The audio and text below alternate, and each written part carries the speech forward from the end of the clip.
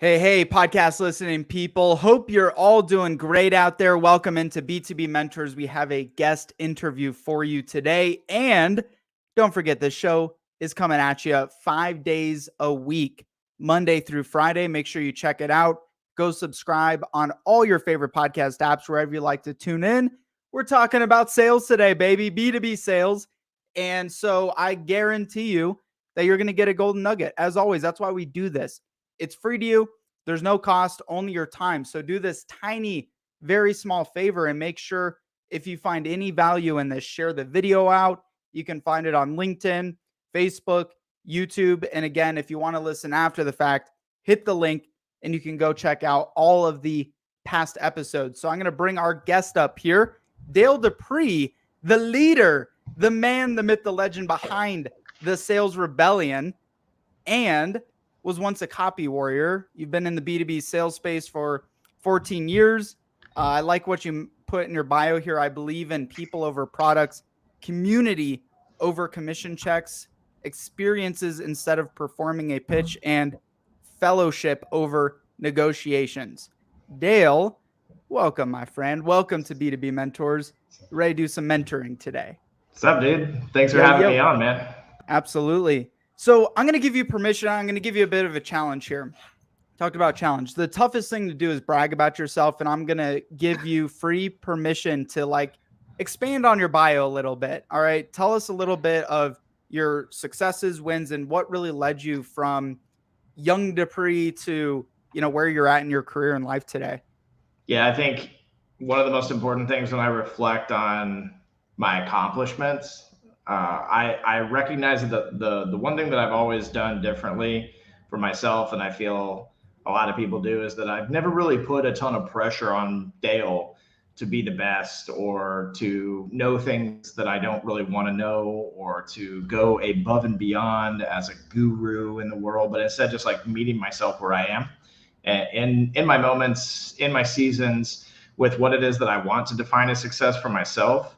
And I've always had this focus on legacy and community, the two most important things to me, which my father built into me entirely. So when I, when I look at successes, I have this slide, for example, when I give a presentation live with folks to help them get to know me better. And I got all these bullet points of, all the garbage, right? Sold this many millions and blah, blah, blah.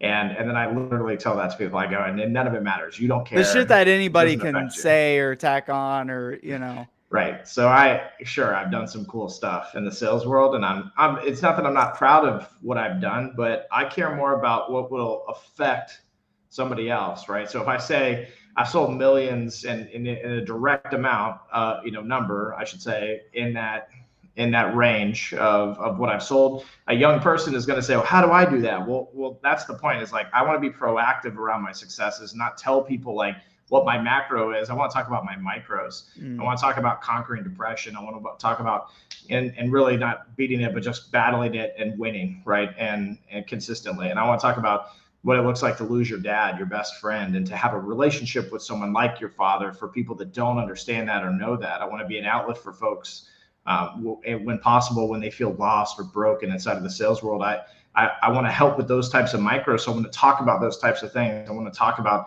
times I've been kicked out of offices. I want to talk about all the weird stuff, right? Because we're so quiet about that. We're so loud and boisterous about all the cool stuff we've done, but we're very quiet about the weird stuff. And I'm ready to take those things on and tackle them. So again, when I reflect, I see, the man that my father built me to be, which is the guy that he gave full license to be authentic and be genuine and be Dale. He never made me do anything. He always gave me choice.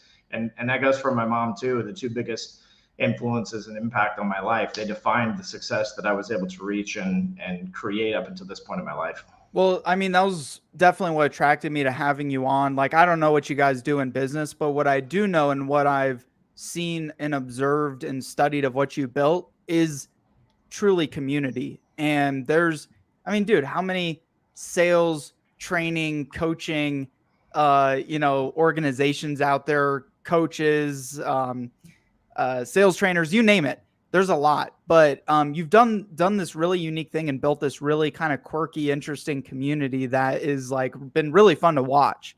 And I have been watching, by the way. It's been really cool. And so, Sweet. let's and it comes down to your authenticity and what you're doing. So let's dive into that. I too, and I've talked about this, overcame actually a suicide attempt when I was younger, and I think a lot of people don't talk about it, especially if you're a sales guy. You got that personality. It's easy to fall into the dark side. So did this for you after your dad passed, or this was something you overcame at a young age, or? Yes, at 15 years old, I tried to kill myself. And as a young adult, it just kind of carried, it went from being something that I had as a kid to carrying into my young adult years. And the first time was like a very intense experience, and it was a real attempt on my own life in all aspects. The second time was like leading right up to that, and I was extremely successful. I was making a ton of money. I was selling copiers like pancakes at an IHOP, and it was a lot of fun. I was having a great time, but man, nobody talks about all the little secrets and all the little demons and all the things that come with the territory that you either have to proactively decide that you're going to fight against, or that you slowly get swept away by over time. And really, it's silence. It's the enemy of salespeople is silence, which leads to the breakdowns, which leads to depression, which leads to anxiety, which leads to that overwhelming feeling of like just needing change and being burnt out. And that second time, it was close, but I had an encounter with my dad in the same day that I had, prepped everything, for lack of a better term, to explain it for people that don't understand it or never been through it. And it changed me. That moment changed me. And then I was just looking and seeking, God to basically expose the things that I couldn't tell people. And it happened. And it happened in the same day and concisely, to the place that I could then say, I was going to kill myself today. And this was my plan. And it was really difficult to talk about those types of things in general. And I'll tell you, bro, I kept that stuff to myself though. And then when I exposed it, it was like my wife, my mom, and my dad. Like my siblings didn't know, my friends didn't know.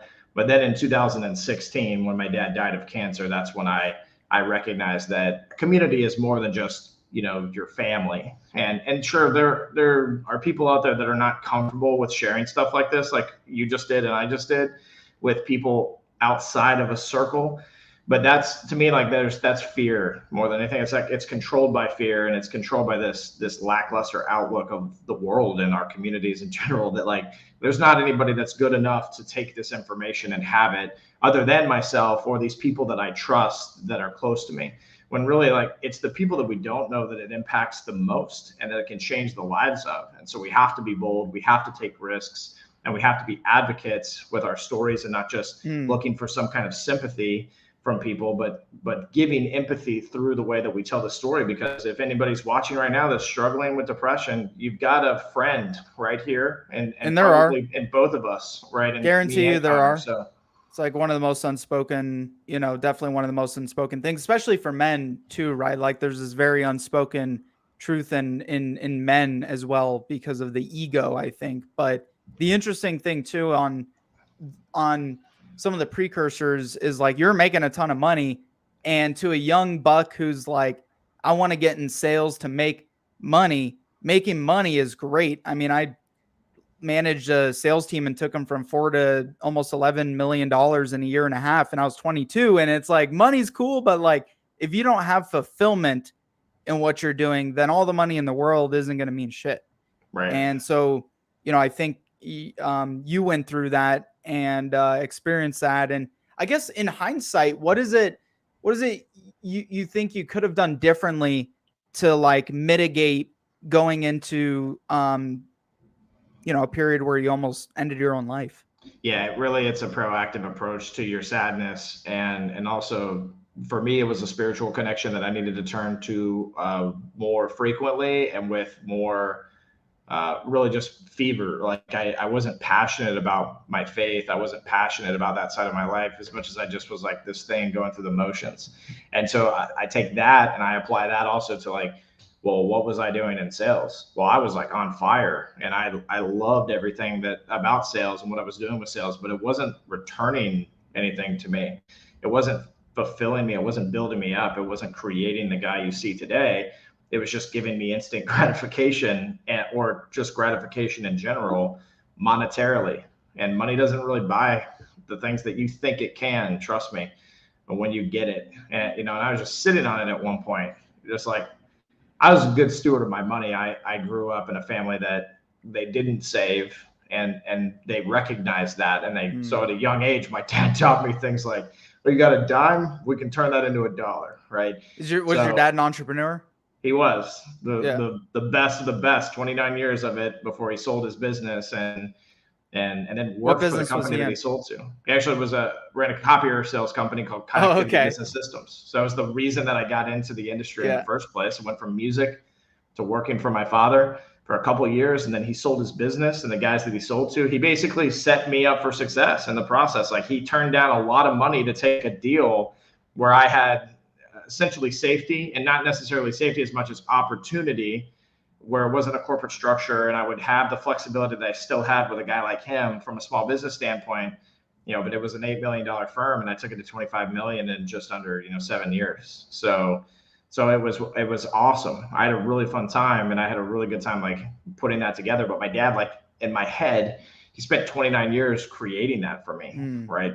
And that's where that community, that legacy thing, that truth thing, that like break the silence concept all plays in, because my dad was always very vocal about what was going on in his life. And even maybe if sometimes some people would deem it inappropriate, what he was sharing with me, like father-son perspective, like it changed my life. It literally changed my life. And I'm grateful for those moments. I'm grateful for the hard talks. I'm grateful for the stuff that's not easy to do. Because again, it all comes down to this proactive approach. My dad was very proactive in his career to be able to create something to pass down from a legacy perspective. So if it's me going back to 21 or 22 again, I'm not going to tell myself what to do, but I'm definitely going to think more proactively if I know what I know now. Was that was your very first sales job? Technically, I mean, my very first sales job was like selling my mom and dad at 15 years old on letting me stay out past 9 o'clock to play a show at the United Methodist Church so I could pursue my music dreams, right? Like, what do you play? So I sang in the band, but I play a couple instruments, not as good anymore because hardcore kazoo. Yeah, the xylophone and my hands over my mouth. You're the triangle. We need more triangle or what is it? Cowbell. The cowbell is the one, bro, for sure. We need more cowbell. Electric cowbell. Yeah. Well, dude, that's cool. So what happened since then? Where was kind of your next step? You didn't go straight into entrepreneurship after you well, first, why leave? Why'd you leave the copier position? I mean, why not? Do people still buy copiers now? Yeah. Is that still a booming business? Yeah. I literally was just an office helping a $6 million entity that's, only been around for a few years, like helping them, with their sales and development side. Right. But yes, it still booms. And really it's a digital space now.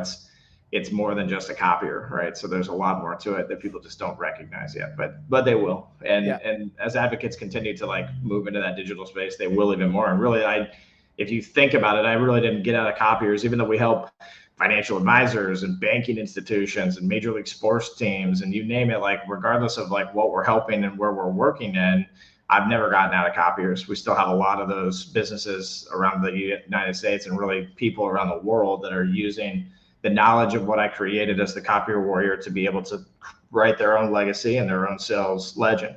And the thought process for me is at a certain point, I just kind of looked at the industry as a whole and I said, I can change it, but I can't do it from the inside. I have to come in from the outside. I got to get people to get out of their comfort zone and bring me in, not as an employee, but as somebody that they're trusting to do a job for them, based on the results that I can get for other organizations. So in the beginning, it was a risk for some organizations for sure, but my reputation was what it was. And so I made it easier for people to pull the trigger because they knew what I could accomplish. You mean you're now clients? You're now Correct. clients that you work. Yeah. Wait, but you left straight from copier sales into the sales rebellion? Yes, I did. I I see. mean, I dabbled in stuff, right? Like Yeah. I, got a rental home, and I had a food truck for a hot minute that turned into a restaurant, and got nominated for a James Beard. And, like I've done some cool stuff in the Yeah. interim, and even worked at an IT firm for a hot minute as well too.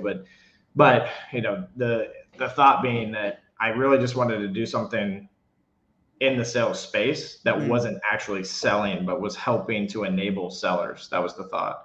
So I got together with my best friend, kind of came up with some ideas on, in our minds, so it might as well have been on a napkin that we threw away, and started a business like in the most unprofessional and uncanny way possible. And because I What does think that really mean though? it What does comes that down to mean? your passion, right? Like I wanted it more than anything else. What does that And mean? so Uncanny and unprofessional. What does that mean? that I might as well have been 12 years old, like starting a lemonade stand and having no idea what I was doing and Uh-huh. what the market looked like and how to price things out. I mean, literally, I just pulled the trigger on it and started doing it. Now, sure, I had some knowledge of the industry, and I had trained in the space, and like I had taken sales training for a long time, so it's not like I wasn't familiar with what people were doing, how that looked, what online courses looked like, what it looked like for someone to come out to the office. Like I knew all that stuff, but it was, I mean, it was raw, bro. It was as raw as you can possibly get it. Like it just, I started something that I really had no idea what I was doing. And it's been 2.5 years now, and I've never been happier. That's entrepreneurship, man. Build the plane on the way down. Yeah, bro, for sure. Why the rebellion? What was the thought process behind that? Yeah. So And also were you looking at a lot of these other trainers, coaches, consultants out there, what do you think was missing that they were doing that you felt you could really bring to the table?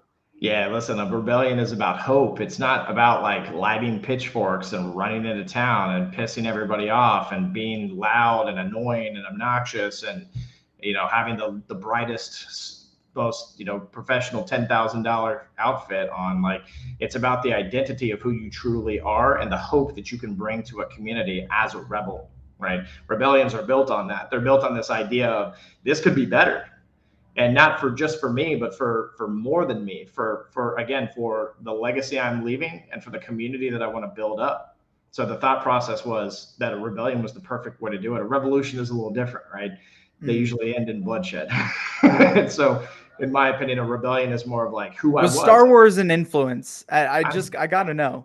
Listen, are we live right now? I mean, Yeah. yes. Yes, I Of course knew it it. was.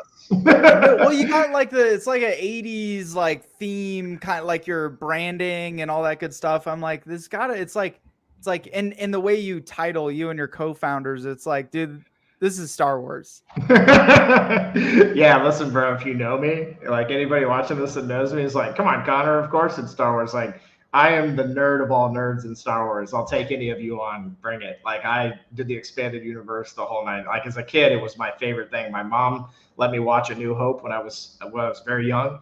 She knew I was a creative person. And so they put me in creative situations a lot, and watching a movie like that turned a guy like me into a dreamer. And it's always driven me to continue to dream and build these worlds. And so the Sales Rebellion is that. It's an ecosystem.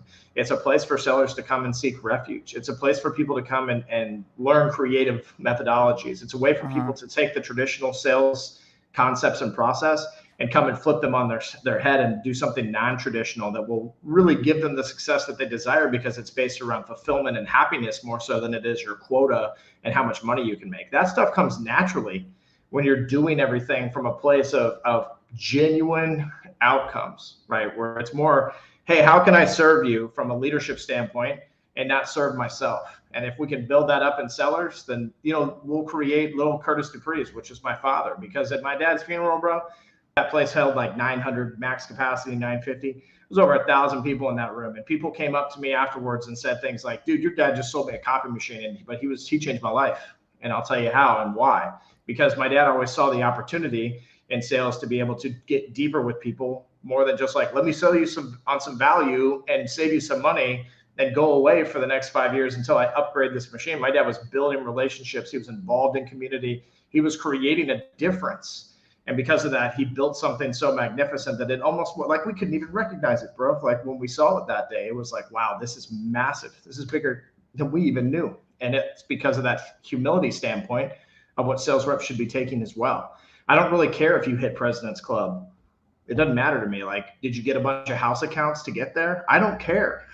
Like, to me, that's not the point of like why we're in sales. Why we're in sales is to serve others, to fix problems, to build legacies for the next generation coming into it, to be able to look at this industry and this vertical of what we do as something that is magnificent, right? More so than something that is just like, oh, I can make a quick buck and I can have a side gig if I do this and I can control my hours. Those are perks and those are great. Don't get me wrong. But we are way too surface level with the way that we look at what sales truly is for us. It's so much deeper and more vast than we ever give it credit for. And do that whether or not you get the deal. You're there to serve the customer. Yeah, so what are some of the other ways, like you mentioned the rebellion's about turning traditional sales on its head. What does that mean? Like, what is traditional sales and what are you teaching your community to like flip that over? Yeah. So traditional sales is what 90% of people do today. And really, I'd argue that it's 99% of what people do. And that the 1% are the rebels that are out there. And the idea is like, look, we've always had the phone. We've always had email, like in my generation, at least from a selling perspective. And prior to that, we had mediums that were similar to it, but we treat them all like they were, the original toolkit of the sales world. We don't actually utilize them in a way that is effective for the year 2021. We're still, giving the same talk tracks, whether we've changed the pitch up a little bit. It's the same concept when we're doing cold calls. We still send the same boring, bland, stale emails. We talk about ourselves and our product and how we can help you. Nobody cares, right? It's about getting to this more centric mindset or customer-centric mindset of like the story they want to tell. And sure, our brand story is important too, but let that speak on its own. And your content and your manifestation of what you're building for yourself and the way that people view you on the billboard or on the website or in person, right? Allow that to just seep out through the process. You don't have to sit around and, do the opposite of those things anymore, where it's this idea of, when I say non-traditional, taking a risk. Nobody wants to take a risk. Instead, people say, no, we have to keep emailing and we have to keep doing it this way, right? No, and people look at Josh Braun and they go, nah, there's too much time in this. There's too much energy in this. This isn't going to work on a mass scale for me. And that's why the sales world continues to fail, right? So we look at those concepts and also the allies in the industry, guys like that, Morgan Ingram, James Buckley, people that are thinking differently in the way that they sell and the way that they train sellers to sell, that goes outside of the scope of like how we've done it all of our lives. Instead says, hey, well, like, how could we get more traditional, more human, more centric to like what's going to bring you fulfillment? Because clearly this is not, and nobody wants to admit that. There's so much there to unpack. I guess, are there modern sales trainers that you align with in your community kind of as a convergence of that? Or do you think most sales trainers, coaches, consultants are really going about working with salespeople the wrong way? I don't think that anybody is doing it the wrong way per se. In my opinion, everybody's playing it too safe. And organizations are spending hundreds of thousands of dollars when they do pay for training on stuff that literally you could pick up in a book for $20 that these people have just rehashed. Playing it safe. What do you mean by playing it safe though? Because you mentioned that twice. Nobody likes to take risks in sales. If I have a customer that says X and it's a common objection, I over here, I have this book of responses, like you hit them with one of these. And if that one didn't work, try this other one. Like, why not just like go back to the person and say, cool, tell me more about that. You don't have to buy from me. I don't really care if you buy from me, but tell me more about that, because that doesn't make sense to me. Like, why not be real about things like that? Like, hey, I hear your objection, but all I really hear is you trying to get a cheaper price out of me. Is that correct? And listen, I did this for my whole career and was extremely successful. Because so you don't like scripts. You don't like I freaking hate them. when companies create sales scripts. I think it's okay to have a guideline. Hey, this is the kind of mindset that you want to have going into things, but truth is better than this identity of we spider web the process, right? Right. How we manipulate around pricing and around this perceived value that we're trying to create, when really we should be digging deeper into somebody's journey, somebody's story, and what somebody's trying to build for their legacy more than anything else. The other side of it is like, from a safe perspective, that I used to have advertising 6-foot cardboard cutouts of myself stabbing copy machines with swords in the middle of the woods with like epic messaging on it. And who would do that, right? Who would take that risk? There's no one that would, but I did. Yeah. It's all about creativity. There is no creativity in B2B these days. No, I shouldn't say that. There are people like Gong, and there are people out there that are allowing their people to be more expressive, and they have some fun advertising and whatnot. But a lot of it is still mainstream in my eyes, right?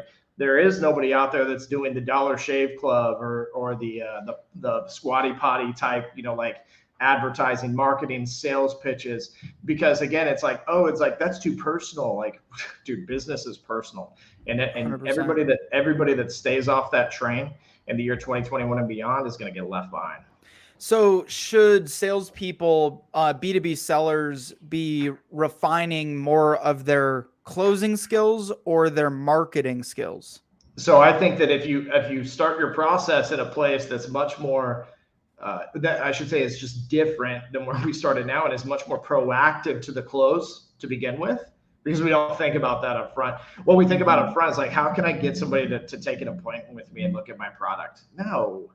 How do you build a relationship with somebody? How do you create familiarity? How do you cause curiosity? How do you generate undeniable attention with a human being, and then allow them to close themselves in the process? And you start that from the very beginning of your system and sequencing, because it's all about the human connection that you can make at the forefront. Because if I can get to somebody here before I get to somebody here, they'll do this themselves. They'll say, man, I really want to do this. So how do I make it happen?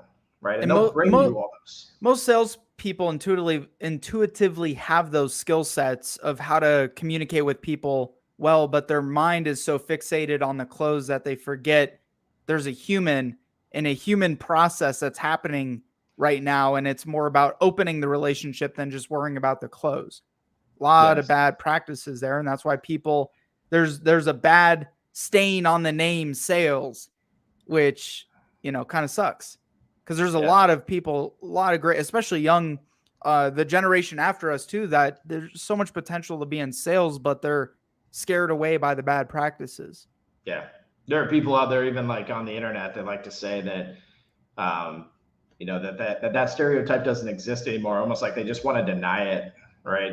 They don't like the truth either. Just like, sales leaders in general don't like the thought that what they're doing isn't really that effective. They just get enough dials in to create enough conversions and to show these awesome numbers. Meanwhile, their people are struggling on a daily basis with their own income, with their own outcomes, with everything that they desire in life. But, meanwhile, it's okay because we just made $100 million and got a bunch of seed money. Like the facade that's put on in the sales world is a farce. And really, to me, it's disrespectful to the rest of us inside of the sales world that are fighting, that are battling, that are in the trenches on a daily basis, actually doing the work, seeing the results from things that are risky, that are creative, that are more fun than they are bland and generic or business-like. And again, there are a ton of people out there still, and I believe it to be the majority in the sales world, that are manipulators. And it doesn't mean that they are personally, it means that their system that's created for them in some cases by their leadership is manipulative, and they don't realize it. I can't tell you how many times I've heard somebody say something like, yeah, I stopped into this place and I talked to this guy and he said, oh, were you in the area? And I said, yeah, I was visiting these couple of people. And then they stop and they go, yeah, I told him that because I just wanted him to feel comfortable. And I'm like, yeah. Hey, are you around next week? I'm actually in your neighborhood. Right, exactly. No, you're not. If I say yes, I'll meet, then you will be. Exactly. Yeah, there's a lot of quirky shit that goes on. And I picked this stuff up too. Like when I did door-to-door sales, the first thing you'd say is like, hey, we're working in the neighborhood on some of your neighbor's house. Thought I'd stop by. And these are scripts that were given to us to use for door-to-door sales. What if like a lot of your community that comes to you, is there a trend that you're seeing in industry that needs more help or is struggling more in sales than others right now? No, they're all across the board. Yeah, I mean, I would say that there are like which one seems to have the worst practices? There are industries out there that kind of like need help in other areas too. I don't want to pick on anybody particularly. Like, I'm not one to individually offend people around this type of stereotyping, other than like the type of offense that I'll cause is what I just did with everything I just said. But because I don't want to say something like the construction world is full of a bunch of men that suck. Like, I don't want to say that. That's not true, right? But you are correct that there are industries that I didn't say suck, just where you like, if I'm going to pick out somebody, I got to be honest, so I'm not going to say, right? But anybody that wants to know can hit me up privately. Come on, you said to ask you the tough questions. Yeah, exactly. So anybody that wants the direct answer to the tough question, holler at me, because I don't want to piss my friends off. So, but again, the thought process is it's multi-level marketing, guys. Yeah. Mona V and Juice Plus, please go away. No, but for real, imagine that really where the influence comes from is not so much the industry as much as it is the consistency of doing things the way they've always been done. And so you can sit and you can think about people that are like that are just very comfortable with where it is that they are in life. So that could be telecom. It could be ticket sales, like, because it depends on the leader more so than it does the vertical. Right. But there's also the concept of that the vertical itself has a lot of negativity or inside of it to an extent, outside of the sales processes. It has negativity in the culture internally. It has negativity and stereotypes that come with it around like the perception of, or I should say, like the action of fulfilling jobs and doing things that are beyond the sale. Okay, so when you have that on top of it, I mean, it's just difficult, at that point to really like have what it is that you desire to have from a sales perspective, because all the influence around you is super negative. So really, it's about the environment more than anything. It's about your leadership. It's about the CEO, the CFO, the COO, about your sales leadership.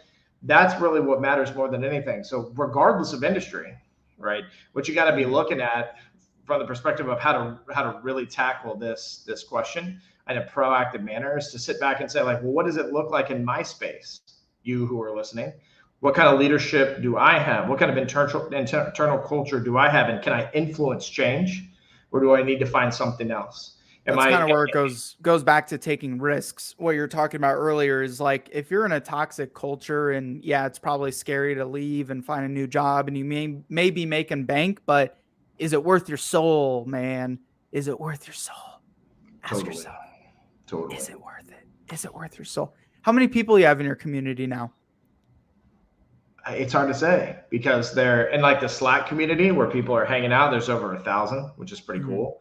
My reach on social media is pretty vast. And so I feel like there are a lot of unspoken rebels out there. And that's really all we really are trying to create here as a movement. The company and whatnot, like, we believe people will come to us. They will pay for coaching services. They will join the Rebel Refuge, which is our daily app. They will get into our services around like the marketing side, like the crumpled letter campaigns and the things that we do to help sellers sell more. But really what we want is a movement. We want people to take that mindset and to carry it on. And I think that number is pretty high right now, because I think there were already rebels in existence when we started the organization, and we've given them a title. And I think that there are a lot of people that wanted to lead their own rebellion, and they just didn't know where to start. And they've been able to take things like my content and the company brand and all the things that we push out as an organization and say, cool, I can adapt to this. And then on top of it, it's the salespeople, right, that we train. It's the John Perrys of the world. It's the Mick Adans of the world. It's the Jerome Gilberts of the world. It's the people out there that are taking the things that we're teaching them through their companies individually and applying that into their lifestyles, more than just their sales process. Like, they're doing things to personally develop themselves to be better at business. And those are the people that are really driving a growing community for us, not just our face and our brand. It's those individuals, because they're impacting people daily that we will never be able to interact with. And that's what we want. So you've built this community of thousands over the course of 2 years. Where did you first get started? How did you first when did you notice momentum was happening, and what activity was kind of building that momentum for yourself? Yeah, I mean, I really recognized it while I was still the copier warrior for me personally. The company, when I labeled it and created the company, honestly, I think from day one, people were attracted to it, and it has had momentum. It's been 2.5 years, but I think every day, hundreds of people were looking toward the brand more, and not just the copier warrior, but like, what are the traditional principles that this whole concept is founded on, and do I align with them? So intrinsic value, because the extrinsic value is easy for us to help people get. I was in sales for a long time, and one of the hardest sales spaces there is, selling copy machines door to door with 17 plus competitors in my major markets. What I was asking, be more specific. Did you just start putting your content, Sure, taking videos, putting content out there? Did you start with like just DMing people and doing meetups and like, oh, I can really build a business model off of this? Like, what were some of the actions you took that started really building the audience and customers? As a sales rep, I had tens of thousands of connections and contacts and customers and community members, because I was on the board of 7 or 8 different not-for-profits with associations. I was extraordinarily active. And so I realized, over time, that people weren't just like, oh, it's Dale. They subscribed to the success that I had as a sales rep, and they wanted to know more. And so I would speak at events, and I would tell people about these ideas and these concepts. And I noticed as a rep, right? So if you're out there and you're listening and you want to be an entrepreneur at some point in your lifetime, like you already are, trust me, especially if you're a sales rep, it's about the activities you put yourself into. So I knew I already had this massive base from a human to human perspective. And LinkedIn was just something that I utilized at the time. I wrote content every now and then, but August 1st, 2017, I committed to posting every day, and I've never stopped. I've only stopped, from like getting sick or taking a vacation or whatever else, right? So like, but I've never stopped. And really, in that first month, I got millions of views on my content. And so it just exploded. By the time the company was founded in 2019, it's very easy for me to transition that following into the rebellion, because they already followed the rebellion. They followed the ideology of it. And now it just had a name. It wasn't Dale Dupree anymore.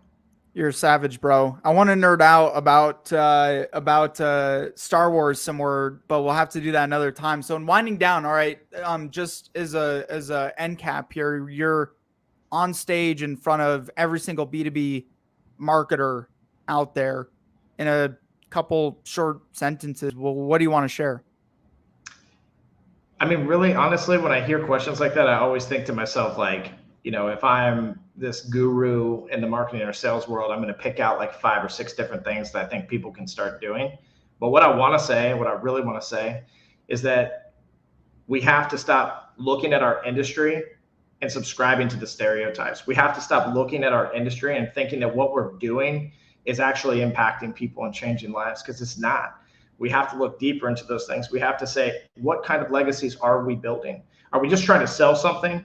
And are we doing it in clever ways? Are we trying to impact people? Are we trying to change lives? Are we trying to literally, change the landscape of sales and marketing? And if not, then why are we in it, right? That I literally feel that way for everybody out there and anything that they do, right? Because life isn't about paying the bills, right?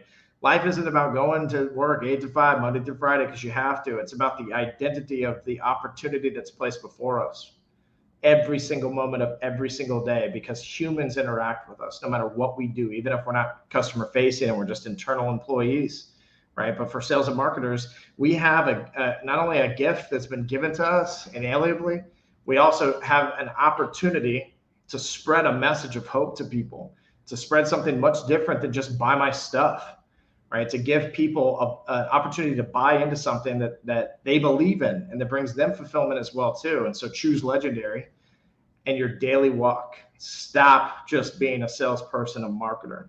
Become a rebel. Love it. Grateful for you, bro. Thank you for the time. And best way people to find you, follow you, stalk you, get into contact with you. Yeah, you could Google Dale Dupree to find the enormous amount of content I've been building up over the last several years. LinkedIn.com/IN/copier warrior. All other social sites, Twitter, YouTube, TikTok, Facebook, you name it. It's either @Sales Rebellion or /Sales Rebellion to find us. And I appreciate you having me on the show, Connor. And the community is free, guys. If you go to salesrebellion.com, I even went signed up I'm in the Slack group. I love just kind of observing what's working for other people and hearing the banter going on there. And it's definitely valuable. So I appreciate what you've done here, man. Stick around for one quick second while we wrap up. For the rest of you, thank you for tuning in. As always, make sure you share, contact Dale and get into their community. If you're in B2B sales, doesn't matter what other training, coaching, sales mentorship you're getting, definitely recommend getting into their community. Much love, my friends. Make it great, and I'll see you on the other side.